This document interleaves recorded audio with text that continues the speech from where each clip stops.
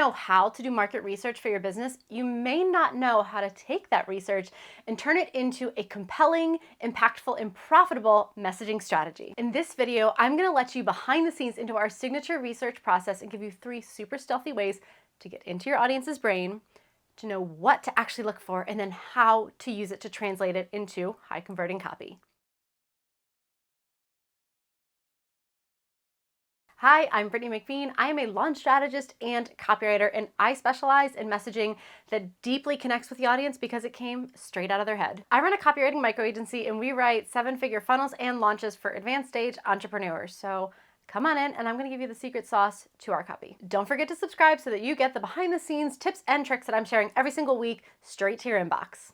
The success of both your offer and your copy is going to be directly tied to the quality and quantity of your research. We are always going to approach any project, any data, anything that we're interpreting with our own bias. You can't eliminate it, but it is really important to know that you have a lens through which you already look and to try to be as objective as possible. So when you're doing market research, I want you to go into this process assuming you know nothing about your people. Even what you think you may not really understand what's going on. So go into it as objective, as non-biased as possible, and let the data tell you what's going on with your people, not your assumptions and not even your past experience with your people.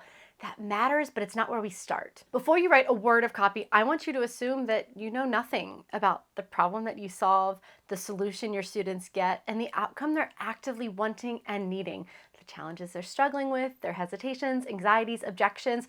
Let's just suspend our disbelief for a moment and pretend like we know nothing. Because it doesn't matter how much they need your offer, how much they love your brand, and how much they should buy what you're offering. If you cannot enter the conversation they're actively having in their head and begin having that conversation with them in a way that deeply connects in a nuanced and complex way, it doesn't matter what you think you know about your people, how badly they need the solution that you're offering, how much they really need to buy what it is that you have, or how much they love engaging with your brand.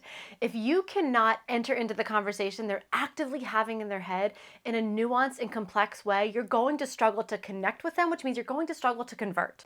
When you're doing your market research from a very high level, you're seeking to uncover what they want versus what you know that they need, what they are actively experiencing and expressing, what they have overcome, what they have gone through before, what other solutions they have tried, what are their core values and priorities that both influence the decisions that they make and the buying decisions. What are their core values and priorities that influence the way that they want to engage with you and their buying decisions? What's really bothering them right now? What feels deeply painful? And then what are just those mild nuisances that are getting in their way every day? What are their hesitations, their fears, their anxieties, their misconceptions or false beliefs about what it is that you do? And then what is really driving them? When you can start to understand those things in a more nuanced and complex way, then you can really start to talk to your people. Please note that I did not mention limiting beliefs. I don't believe in limiting beliefs. I don't think that it is ethical or responsible to speak to limiting beliefs in your copy. They are a non-starter. If you tell someone everything happens for a reason, or you can't afford not to do this, or what other chance do you have? That ends the conversation. It does not invite your people into a conversation, and it completely invalidates that fear or anxiety or hesitation that's going on in their head. So you will never hear me talk about addressing limiting beliefs, and I would highly suggest that that's not something that you focus on in your copy either. So we're going to approach this with a 3-step process. We're going to gather our data, we're going to analyze our data, and then we are going to quantify our data.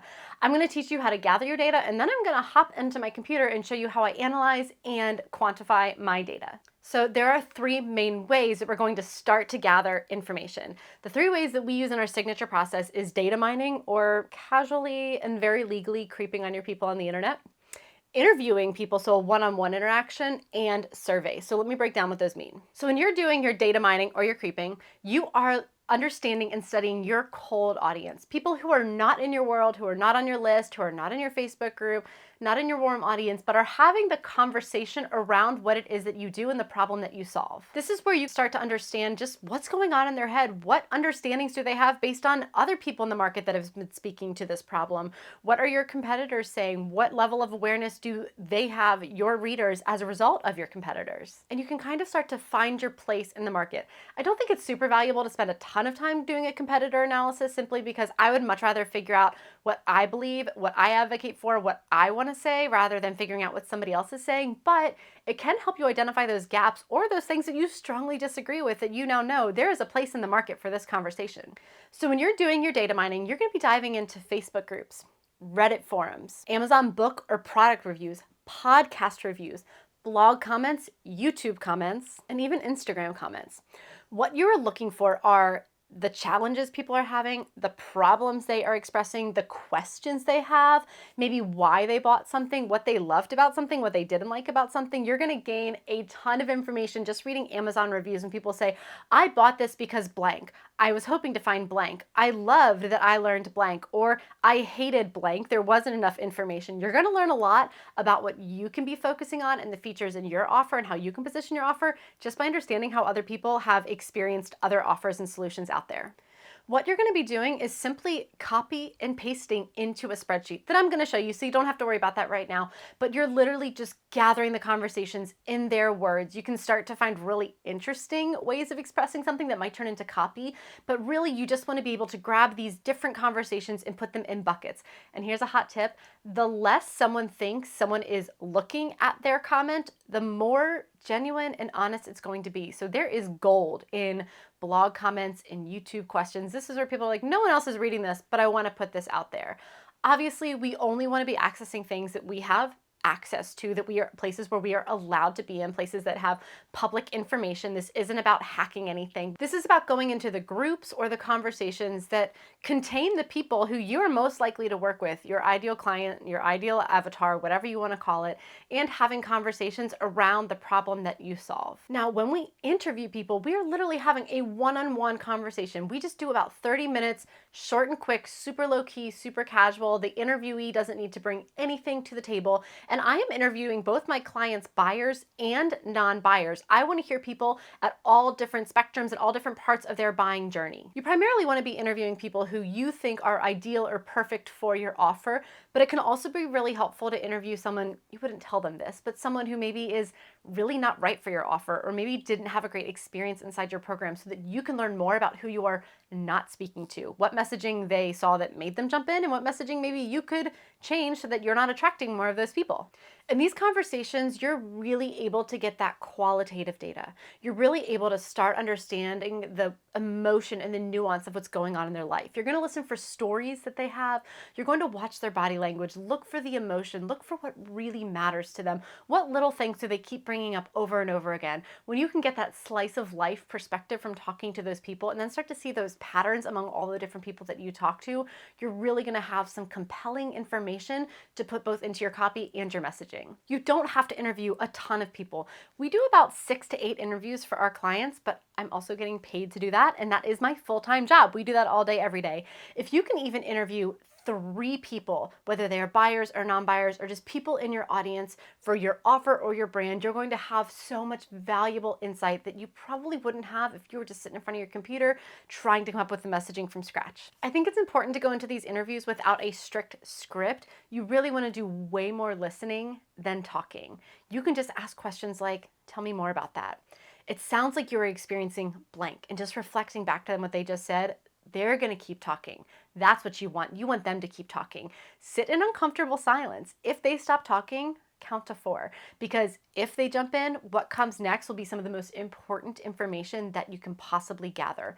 Pull on threads. If something sounds interesting to you, but it wasn't in your initial script or your initial questions, go down that path, go down that rabbit hole, pull on that thread, keep seeking for that really interesting and surprising information. Ask open-ended questions, not either or yes or no questions, and really try to hear the answer behind the answer. And finally, the survey. This is where we get the most quantitative data, where we're really able to add up the different messaging patterns that we're seeing and put them into a messaging hierarchy for our copy. When I say messaging hierarchy, I really mean the top 2 or 3 things we're leading with. Because if we think that this main thing is the problem, but we dive into the research and we add it all up and we realize, actually, they're only talking about these 2 problems, well, then we're not leading with that other thing that didn't even come up in the research.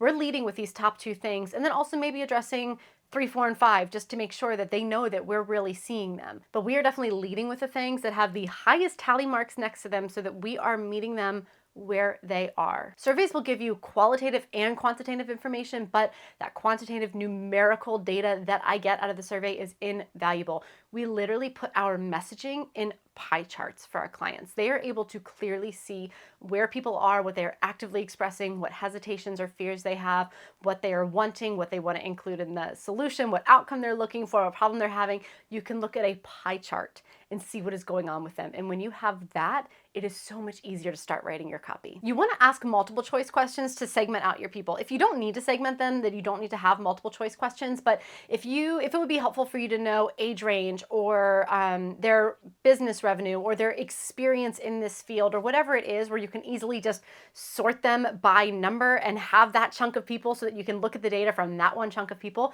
it can be really helpful to ask those multiple choice questions. I do encourage you to have open-ended questions in your survey. The information that you get will be invaluable. The words that they use, the way they describe their problems, the different things that they are expressing are going to astonish you. So if you can have some open-ended questions where they get to interpret the answer and they get to share what they want to share, you're going to have valuable data. Try to make your questions as clear and simple as possible so that your data isn't dirty, so that you're not getting a bunch of different interpretations of your questions and a bunch of different types of answers. As clear and simple and straightforward as possible. If you need to specify, if you need to have more details in that question, you can, to make sure that they are answering the question that you're asking, not a question that they're interpreting. Once you have that survey data, you're able to just plug it into a spreadsheet, start identifying patterns, and then tally up those patterns to find your messaging hierarchy. I think it is ideal to have between 100 and 150 survey responses. After that, you kind of hit critical mass and you just start seeing repetition. So you're not really going to gain new information after that, but less than that, you might not have the cleanest data. So if you can hit between 150 survey responses to analyze, golden. If not, go with what you have. Okay, so out of those 3 different ways of grabbing your market research information, the data mining, the interviewing, the survey, what feels the most intimidating to you? Which one feels the hardest to implement or the most difficult to find in your business? Let me know so that I can do a deep dive video into that one. All right, now we're gonna dive into my computer screen and I'm gonna show you how I actually analyze and then tally up and quantify these messaging patterns. All right, so I want to keep this as simple as possible. So this is a pared down version of what we use for our clients, but this is the type of spreadsheet that I would start to categorize my research in. So on the left column, we're going to have the source of the research, and then we're going to categorize the things that we're finding, literally copying, pasting them into the categories that make the most sense. Your categories can be whatever you want. This is what I use. So the wants and the needs, the things that they are like desiring or actively expressing that they want, or solutions or outcomes, the problems that they're having, the hesitations, fears, or anxieties. The fix specifically relates to the solution. What do they need this offer to do for them? What features do they want? This is about actually structuring the offer, not the outcome of what they get after they've gone through the transformation. False beliefs, not limiting beliefs, but things that they think are true that might not actually be true, and then questions that they have. So we're going to do some research for my program. I teach copywriters how to set up like the systems and processes and strategies to run a premium copywriting business and consistently send out 5-figure offers, serving premium clients. And this is something that really stumps a lot of copywriters. So I'm going to show you where I would look to find this information and then how we're going to analyze it and quantify it. So I have up here an Amazon book review, 2 YouTube videos, and Reddit. So what I did to find this specific book is I typed in Amazon freelance writer. Now, I don't talk about being a freelancer. I don't talk about having a 6-figure year. I talk about serving premium clients and having offers that are worth 10, 20, 30K because they provide that much value and because the experience of working with you is that incredible. But people talk about having a 6-figure year. They talk about being a freelance writer. So those are the words that I'm going to use. So I typed into Amazon freelance writer. All these books came up. I didn't choose the books that were about starting a freelance writing career or being a beginner writer or how to start copywriting, because that's not what I'm doing. I'm working with more established copywriters who aren't able to make that transition from like 4-figure contracts to high 5-figure contracts working with premium clients. So I grabbed this book. I'm going to go down to the reviews. There aren't a ton of them, but there's a couple really valuable things in here. So this review is saying that basically in the past they'd find things they said are bloated guides full of cliches that could be summed up in 3 sentences. holy shit, that's great copy. I'm going to take that as copy. Bloated guides full of cliches that could be summed up in 3 sentences. I am just going to throw this here because I can absolutely use that to talk about other resources that people have had access to. But he says, from the initial setup to the types of projects you can expect to encounter and how much to charge is a treasure trove of information for beginning and intermediate freelancers. This goes under the fix. So I've copy and pasted this under the fix. All right, inside its pages, every piece of information you're going to need in order to take action and launch a successful freelance career. Okay, that to me goes under either the fix or wants and needs. A book that skips the raw motivational content. Okay, that is really interesting to me because they don't want inspiration and motivation. They just want action, which is my special sauce. And so that's really good to know that that's something that I really want to highlight. Okay, so that's how I would use an Amazon book review. Moving on. So now I'm going to go to a YouTube video. This is a woman named Sarah Turner. She has a great YouTube channel. She teaches copywriting and copywriters, but I specifically wanted to look at a video that was about finding high-paying copywriting clients. So if you look in the comments, the things that people are saying really resonate with them. That's really important for me to know that sticks out. This is not about taking someone else's IP. This is not about watching her video, using it for my content. This is about understanding how people respond to certain types of content and certain bits of information. This woman asked a really important question. Like, I'm from a third world country. Do you think clients would care? Is that a problem? Can I actually charge more while being from a third world country? That's a great question. I put that under the questions, or even that could also be a problem. That's really her expressing a problem in the form of a question. This is a question that caused me confusion. Great. That goes under question.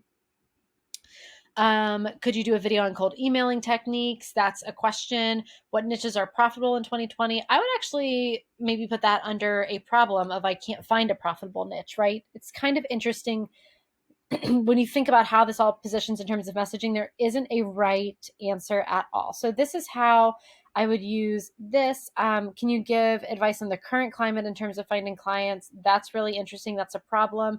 This video was in 2020, so that would have been really important if I was launching around this time.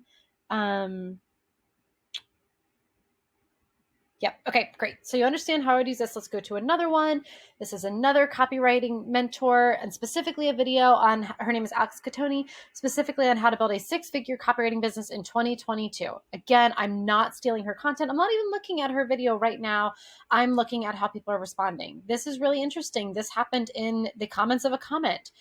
Suggestions for a profitable niche. I'm quite new and would like to play around and improve my skills just as a beginner. This first one is a question. This second one is a problem. All the same, I don't think it's too late to niche down to a copywriting specialty in a specific industry. Maybe that will go under false beliefs, and that would remind me that someone might think that it is too late. Or maybe that goes under wants and desires if they want to find a copywriting niche. There's a lot of different ways to use that information. All right, now let's look at Reddit. I know I'm going fast, but I'm trying not to make this like an hour-long YouTube video. So I looked at Reddit and I just typed in 6-figure copywriter because, again, that's kind of how people are talking about it who want that. This was really interesting. This first question here, I need to know if it's just YouTube gurus claiming to be high earning. I put that under hesitations. That is an anxiety that this isn't actually real. That could also go under false beliefs, or it could be both, but that I'm hesitant to believe this because no one has shown me that they're actually doing it in their business. They're just showing me that they can teach other people. So are they making 6 figures teaching other people to make 6 figures? Or are they making 6 figures copywriting? It's really interesting, right?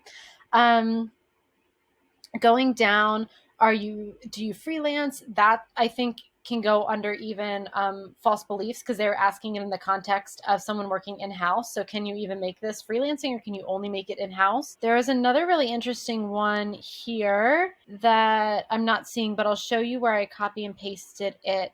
So somebody asked in this thread, here it is, somebody asked, how'd you get started? Upwork or something? Yes, that's a question, but I'm putting that under false beliefs, that they think that you need Upwork to get started, because I don't believe that. So that's something I want to create content around in my marketing specifically for this program. Okay, so this is how I would gather this information. Now I'm going to show you how we begin to analyze and then quantify it. All right, I made a copy of this first sheet, just cleaned it up a little bit. And now what I'm going to do, I'm just going to go category by category. So I'm only going to do one for you, but you're going to see how I would do this for all of the different categories. So I'm going to start to define the message or the pattern of what's being said. So I'm going to go ahead and make a column next to this. And from this very first one, they lay out step-by-step plan, getting started. So what this person is expressing is that they want a blueprint. So I'm going to put that right here. Then I'm going to put a tally next to it. Okay, this person was saying that they really want a niche or to feel confident around their niche. So I'm going to go ahead and put an X there. Best practices and tips for a high-ticket agency to find quality, scale. Okay, so what they are asking for is where to find premium. They want to find premium clients.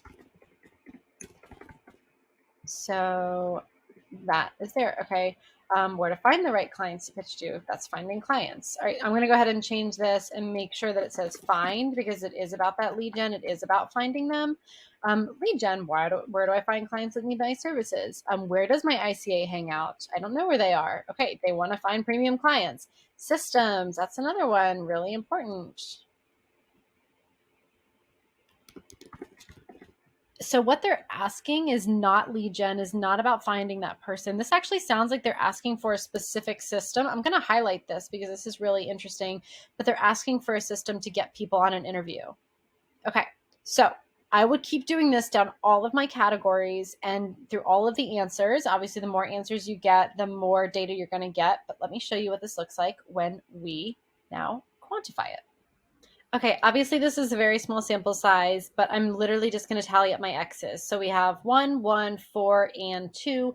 Those numbers would obviously be very different with a larger sample size, but we're keeping this simple. So then what I'm going to do, I'm going to go over my research notes, and under wants and needs, I'm just going to put the numbers and the patterns so that it stops being confusing, and I'm not looking at all the data. I'm just looking at the numbers and the patterns.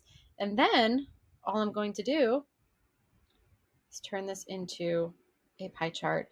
And now I can look and I can say 50% of my audience of this small sample size, of this cold audience data mine, 50% of them want premium client lead gen. So my messaging hierarchy, this is number one, the thing that I'm leading with first and foremost, which I will tell you, this is actually reflective of the larger sample size and all of the data. And this is a big part of my core messaging. We talk about premium client lead gen.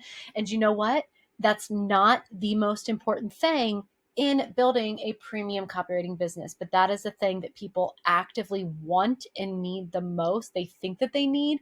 So if I do not lead with that messaging, if I do not make sure that is a core part of my offer, then I am missing my audience. It's not about a bait and switch. It's about meeting them where they are.